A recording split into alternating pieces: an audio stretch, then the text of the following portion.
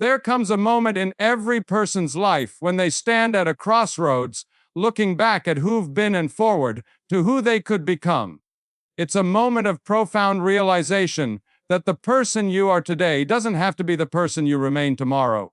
This moment of awakening is both terrifying and exhilarating because it demands something radical, the complete destruction of your past self to make room for the new life that awaits. Billy Graham understood this transformative process better than most. Throughout his decades of ministry, he witnessed countless individuals who had reached the end of themselves, people trapped by their past mistakes, limited by their former failures, and imprisoned by the very identity they had constructed over years of poor choices and negative thinking. Yet he also saw these same people experience complete transformation, emerging as entirely new versions of themselves, unrecognizable from who they had been before. The message today isn't about gradual improvement or slow change. This isn't about making minor adjustments to your current life or adding a few good habits to your routine. This is about something far more radical and life-altering. The complete destruction of the person you've been so that the person you're meant to become can finally emerge. The old you, with all its limitations, fears, excuses, and self-imposed boundaries, must die so that the new you can be born. This isn't just motivational rhetoric. It's a fundamental truth about how real transformation occurs. A new life truly does await, but only after you've had the courage to destroy what came before. The prison of your past self is not just a collection of memories or experiences. Your past self is a complete identity system, a way of thinking, feeling, and responding to the world that has been constructed over years, perhaps decades of repetitive patterns. This identity has become so familiar, so comfortable, that even when it causes you pain, you cling to it because it's all you know. Billy Graham often spoke about the invisible prisons we create for ourselves. These aren't physical chains, but mental and emotional barriers that keep us trapped in cycles of behavior that no longer serve us. Your past self is the warden of this prison, constantly reminding you of your limitations, your failures, and your supposed inability to change. Consider the voice in your head that says, "This is just who I am." That's your past self speaking, trying to maintain control over your future. Think about the automatic reactions you have to stress, conflict, or opportunity. Those reactions aren't natural laws. They're learned responses from your past self that have become so habitual you believe they're unchangeable. Your past self whispers lies that sound like truth you've tried to change before and failed. People like you don't achieve dreams like that. You're too old, too ordinary. Success is for other people, not for you. These aren't facts. They're the desperate attempts of your past self to maintain its existence by keeping you small and predictable. But here's what Billy Graham knew that changed everything: your past self is not your true self. It's a collection of habits, fears, and learned limitations that you've mistaken for your identity. The moment you recognize this, the moment you see your past self for what it really is, a false identity that has been holding you back, you can begin the process of destroying it. The anatomy of transformation. True transformation isn't about changing what you do, it's about changing who you are at the deepest level. Billy Graham understood that lasting change must occur at the level of identity, not just behavior. You can modify your actions temporarily, but unless you change your fundamental sense of self, you'll eventually revert to old patterns. The destruction of your past self begins with a moment of complete honesty, a raw, unfiltered look at who you've been and the cost of remaining that person. This isn't about self-condemnation or harsh judgment. It's about clear-eyed recognition of the gap between who you are and who you're capable of becoming. This moment of honesty often comes during times of crisis or deep dissatisfaction. You might find yourself asking questions like, "Is this really all there is to my life? How did I become someone I don't even recognize? When did I stop believing in my own potential?" These questions aren't signs of failure. They're the first stirrings of your true self, trying to break free from the prison of your past identity. The destruction process requires you to examine every aspect of your current identity system. What beliefs about yourself have you accepted without question? What stories have you been telling yourself about your capabilities, your worth, and your potential? What fears have you allowed to dictate your choices? What excuses have become so familiar they feel like facts? Billy Graham taught that this examination must be thorough and unflinching. Half measures won't work. You can't selectively destroy parts of your past self while holding onto the comfortable, familiar pieces. The transformation requires a complete dismantling of the old identity to make space for something entirely new. The fear of letting go, the most terrifying aspect of destroying your past self, isn't the work involved. It's the uncertainty of what comes next. Your past self, however limiting or painful it might be, is familiar. You know how to be that person. You understand the rules of that existence. Even if those rules have kept you trapped, they've also provided a sense of predictability and control.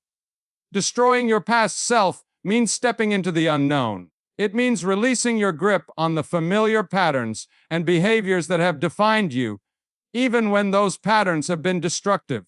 This fear of the unknown is where most people stop. They glimpse the possibility of transformation but retreat to the safety of their past self rather than risk the uncertainty of change. Billy Graham encountered this fear countless times in his ministry. He saw people who desperately wanted to change but were paralyzed by the question, but what if I don't know how to be this new person? This fear is understandable, but it's also the final trap of your past self, using the fear of uncertainty to prevent you from claiming the life that awaits you. The truth is, you don't need to know how to be your new self before you destroy your past self. In fact, clinging to the need for certainty and detailed plans is often just another way your past self maintains control. The new you will emerge naturally once the old you is removed, but only if you have the courage to make space for that emergence. Think of it like this: a sculptor doesn't need to know exactly what the statue will look like before beginning to chip away the excess stone. The statue is already there, waiting to be revealed. Your true self is already there, waiting to be revealed, but it can only emerge as you systematically destroy the false identity that has been covering it. The tools of destruction. Destroying your past self isn't a violent or destructive process in the negative sense. It's actually a creative act, the conscious dismantling of limitations to create space for growth.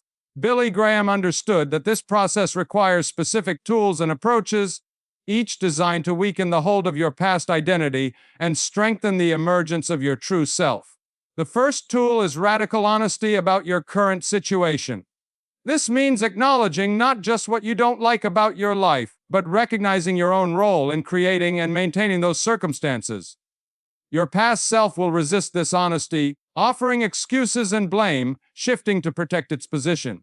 But transformation requires taking full responsibility for where you are and how you got there.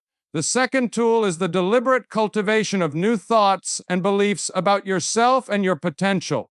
Your past self is sustained by repetitive thinking patterns that reinforce its limitations. To destroy those patterns, you must consciously and consistently introduce new thoughts that contradict your old self-concept. This isn't positive thinking or wishful hoping. It's the systematic replacement of limiting beliefs with empowering truths about your capabilities. The third tool is the conscious disruption of familiar patterns and habits. Your past self exists in your routines, your automatic responses, and your predictable choices. By deliberately choosing different responses, taking unfamiliar actions, and breaking established patterns, you begin to weaken the infrastructure that supports your old identity. The fourth tool is surrounding yourself with influences that support your transformation rather than reinforce your past self.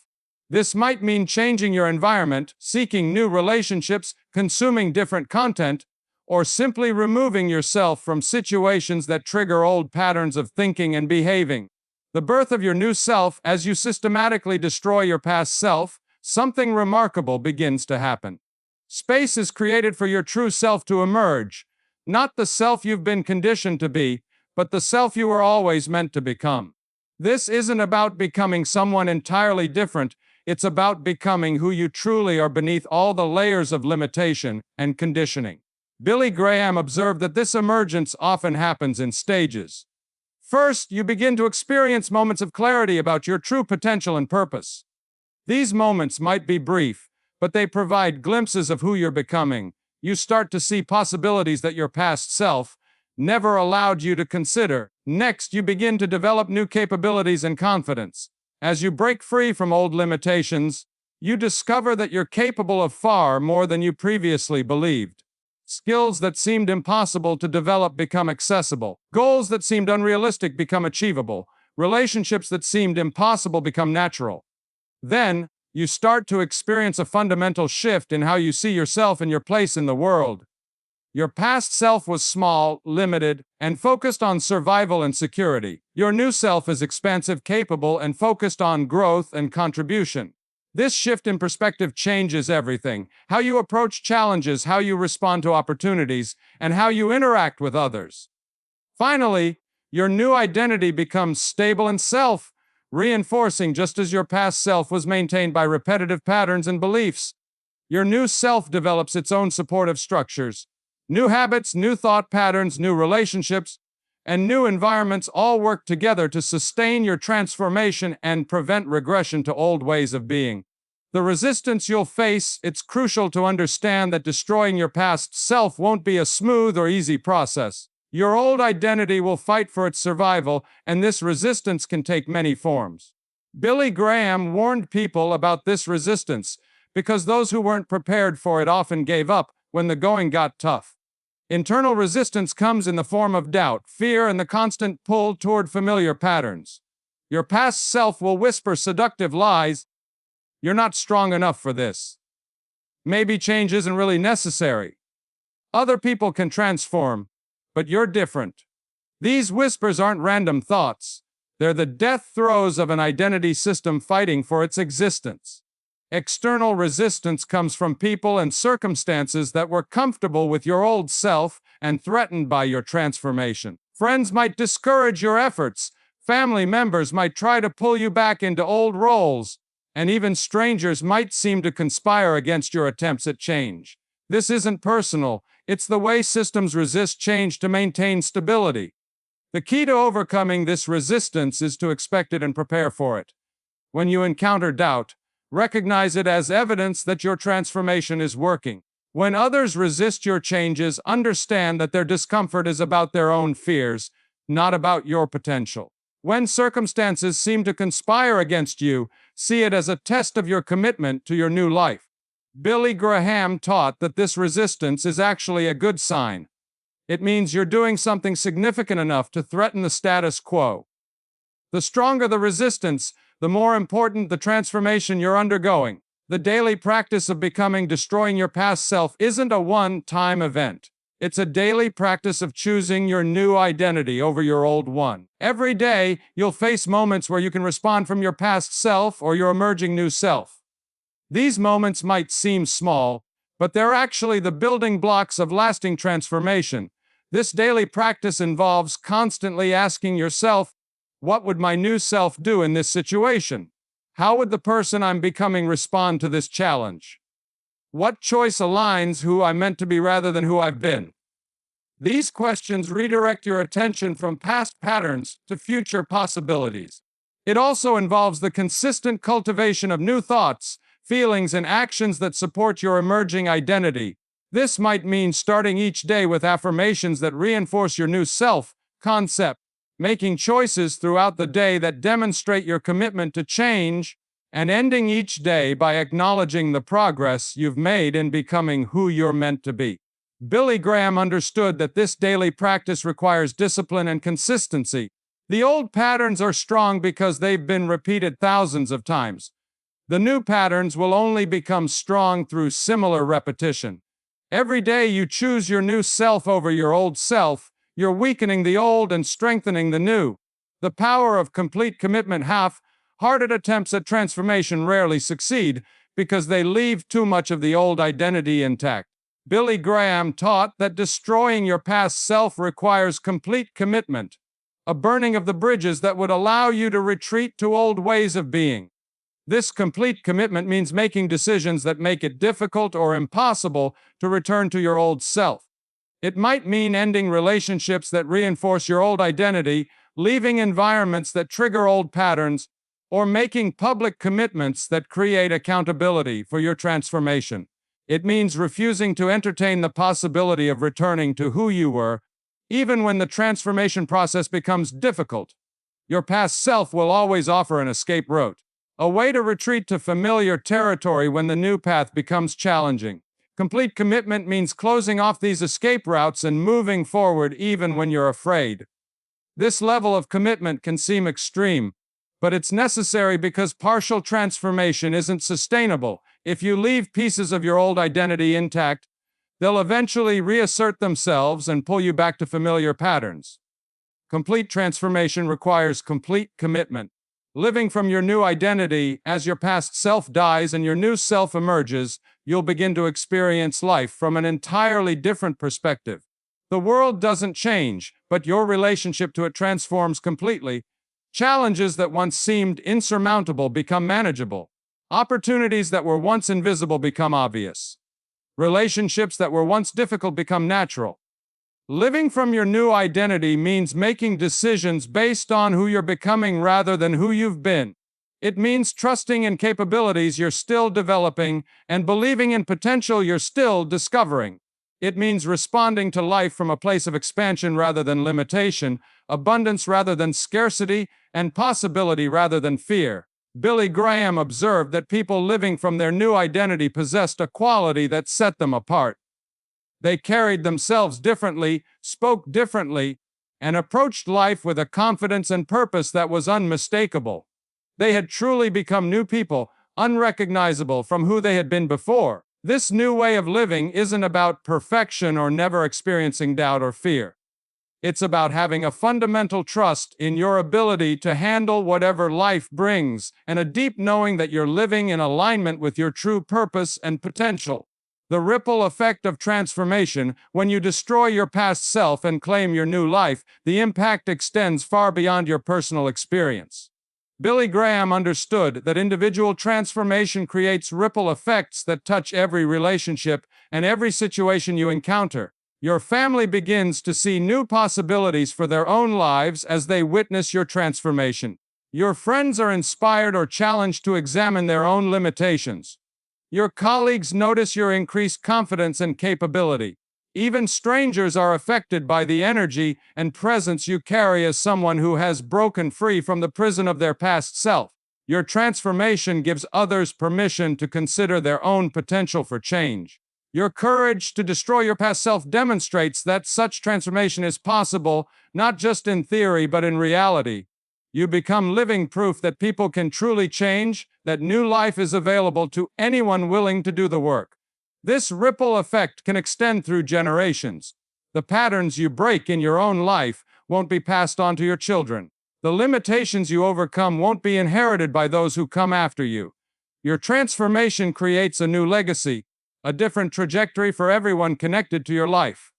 Conclusion: your new life awaits. The message is clear. Your past self must die for your new life to be born. This isn't about gradual improvement or minor adjustments.